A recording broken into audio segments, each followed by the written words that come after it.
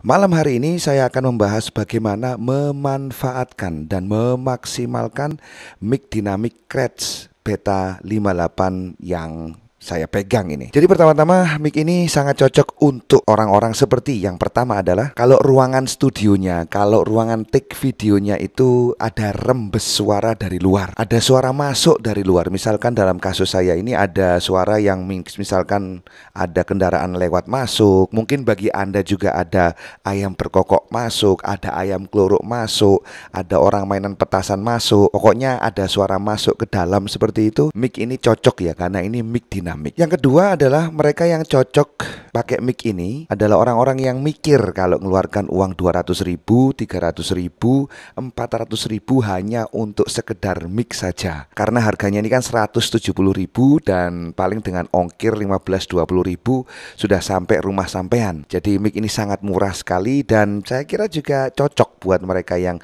pengen berhemat-hemat ya. Yang ketiga memang mic ini adalah tembakan ini mic cungkoan ya dari Cinaan begitu, tembakan dari Shure SM58 yang legendaris. Jadi bentuknya sebenarnya oke saja, Anda bisa lihat.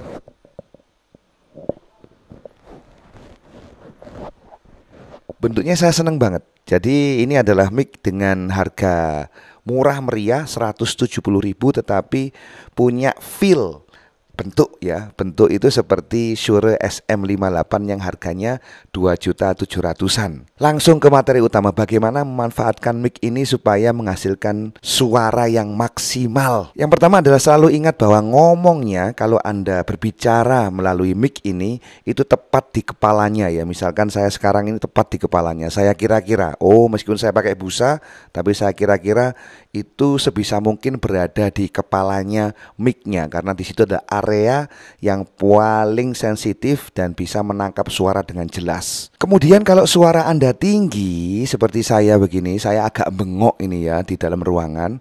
Saya usahakan atau Anda bisa usahakan untuk pakai busa. Supaya apa? Supaya yaitu tadi, supaya enak didengarnya, lebih empuk lah.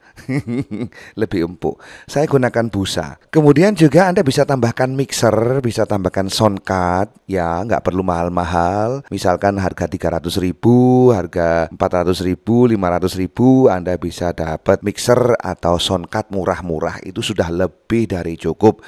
Apalagi kalau sampean adalah tipe YouTuber dubbing, tipe YouTuber komentator, tipe YouTuber narator, itu sudah lebih dari cukup. Dan itu Anda nggak harus beli baru. Anda tinggal gabung di grup-grup tertentu di Facebook misalkan untuk mencari soundcard atau mixer second. Itu masuk pol kalau digabungkan dengan mic ini. Kemudian saya juga pakai kabel XLR atau kabel Canon ya.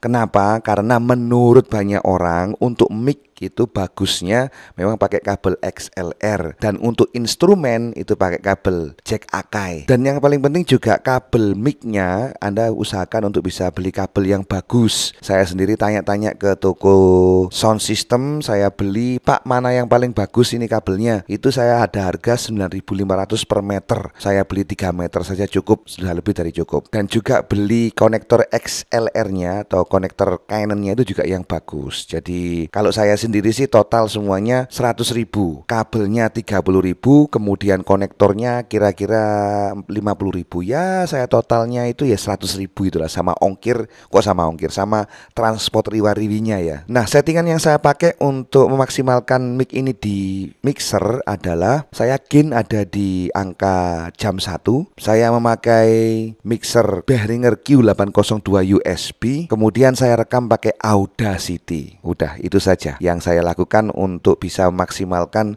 hasil dari mic Kretz Beta 58. Nah, saya jadi penasaran ya. Ada beberapa catatan juga. Saya juga belum mengetes mic ini untuk bernyanyi karena saya bukan seorang singer. Mungkin Anda bisa komentar kalau ini dibuat untuk bernyanyi. Tetapi saya agak pesimis kalau ini digunakan untuk bernyanyi karena harganya ya.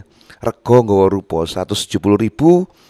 ya kualitasnya tidak bisa disamakan dengan misalkan hardware superstar, misalkan nggak bisa. Hardware harga 550, 650 jelas itu punya kemampuan dan kualitas yang lebih bagus. Dan sebagai catatan, saya ini adalah tipe YouTuber komentator, narator, dan bukan vibrator ya. Vibrator bukan vibrator. Saya ini hanya komentar-komentar sana sini, dubbing begitu. Ya saya kira itu juga tidak bisa samakan dengan penyanyi. Jadi saya sudah cukup oke kalau untuk menggunakan mic Reds Beta 58 ini untuk kepentingan seperti itu, untuk keperluan-keperluan ceramah lah seperti itu. Dan catatan utama saya juga, misalkan Anda pemula, saya mau investasi di video atau investasi di audio, saya anjurkan Anda untuk mengutamakan audio. Saya termasuk yang lebih mengutamakan audio ketimbang video. Alasannya simple sekali. Kalau ada video jelek tetapi suaranya itu masih terdengar jelas, masih bisa dinikmati.